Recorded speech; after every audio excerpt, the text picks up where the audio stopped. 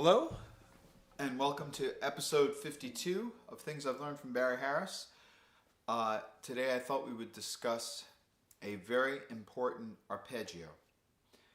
And by arpeggio, Barry means a triad with the bottom note repeated on top. So for instance, in this case, we're going to be looking at an important arpeggio that we can find in D7, or D9, or D7, however you want to call it. Now, he has three important arpeggios. The first important arpeggio is found on the root. The second important arpeggio is found on the fifth. And the last important arpeggio is found on the seventh. So in this case, D7, we're going to just look at the one found on the seventh. We're just going to focus on that one today. So let's first talk about what arpeggio that is. So the triad that's found on the seventh of D7 would be a C major triad, C, E, G. But as an arpeggio, Barry likes to hear that top note, otherwise it's just a triad. So you got C, E, G, and then C again. And then we'll do it inverted. So we'll start on E and say E, G, C, E. Invert it again, and we'll say G, C, E, G. And we'll be back to the beginning again. C, E, G, C. And the same thing down.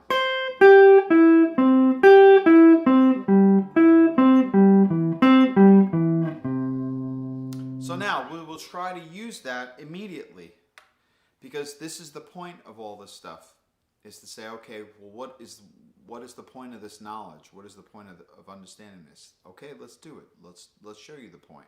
The point would be, let's try to create some phrases on D7 with the understanding of, oh, there's an important arpeggio on the seventh of D7, which gives you this pretty C major arpeggio.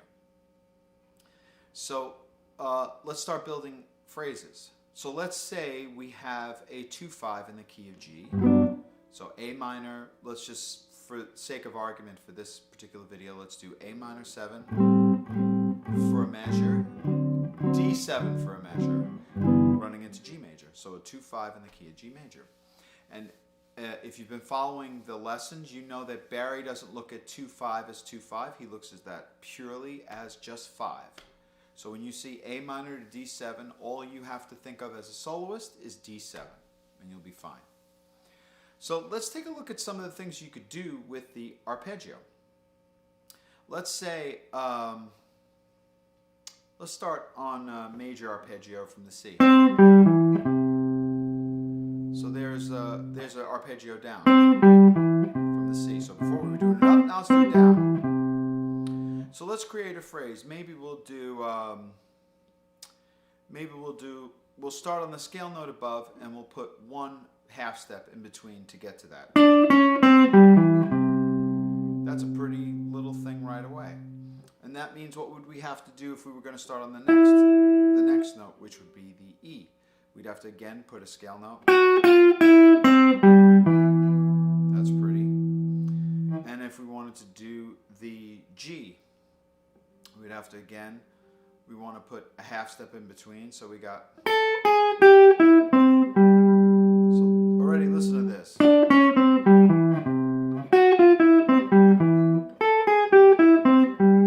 now we have to figure out how to create little lines with that. So let's try one. Let's try the first one. Okay, 1, 2, 3.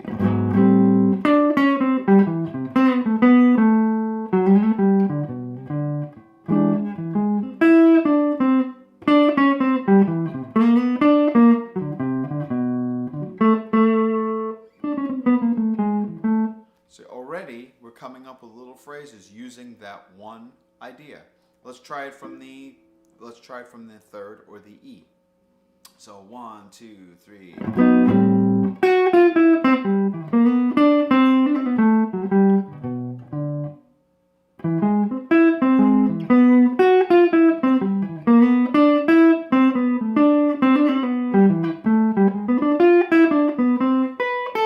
So see already, I'm using that going A A minor, D7. And all I'm doing after that is playing G major to kind of E7 to turn it back around to A minor. So now let's try it from the G. Let's try from the G or from the fifth. 1, 2, 3.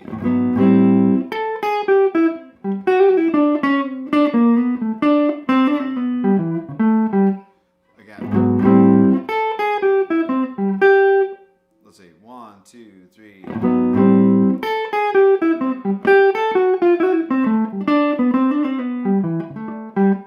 Pretty, right? Really pretty.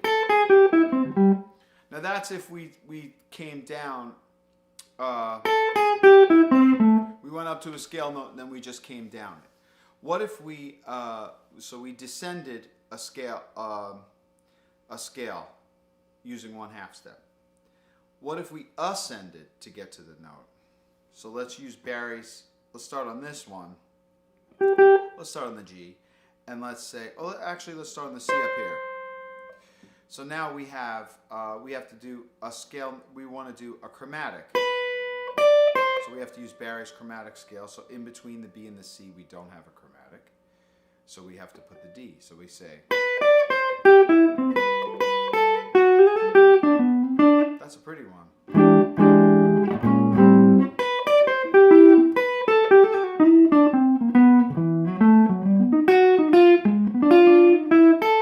Try that one again.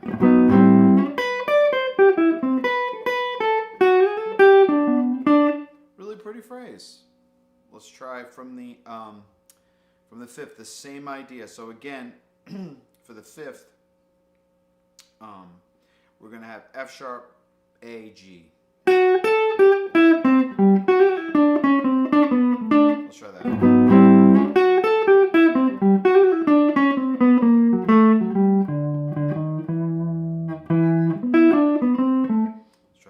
One, two, three.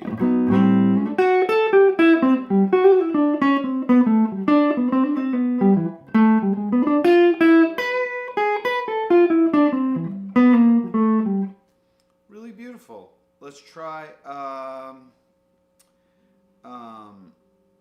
the E. So now the E we can actually do. Let's see.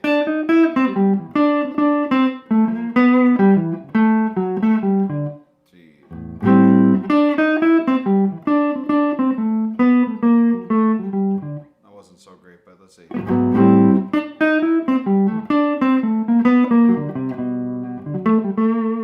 That's a nice one too. Let's do, there's the C again.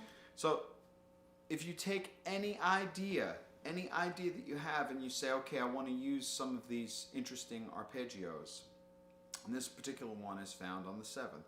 Do you see how many different ways you can practice it? And in this instance, I'm practicing an A minor to D7, resolving to G major.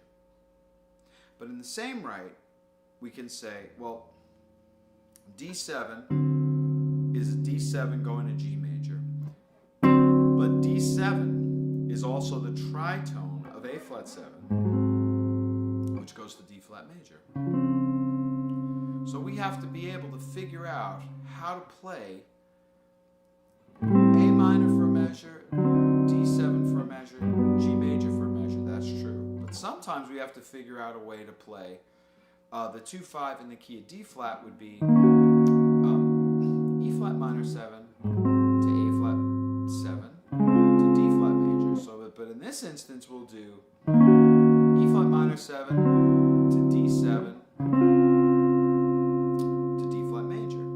But we should still be able to do all the little things we just did, except we have to figure out a way to resolve it to a pretty note on D flat as opposed to a pretty note on G. So let's see. 1, 2, 3.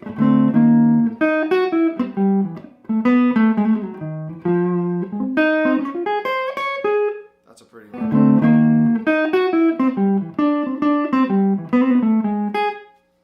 Same ideas that we were doing before. Let's see.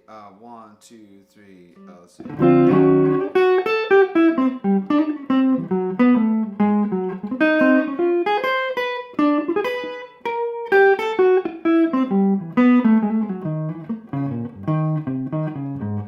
See, so I'm just running now. I'm thinking over this whole change, E flat 7 to A flat 7, I'm thinking D7 the whole time. And I'm thinking more important, let me get to that important arpeggio that's found on the 7th and I'll descend. So no matter how I decide to get to that, to one of the important notes, I can do it. I can maybe just run up, let's see. That's a nice one. 1, 2, 3.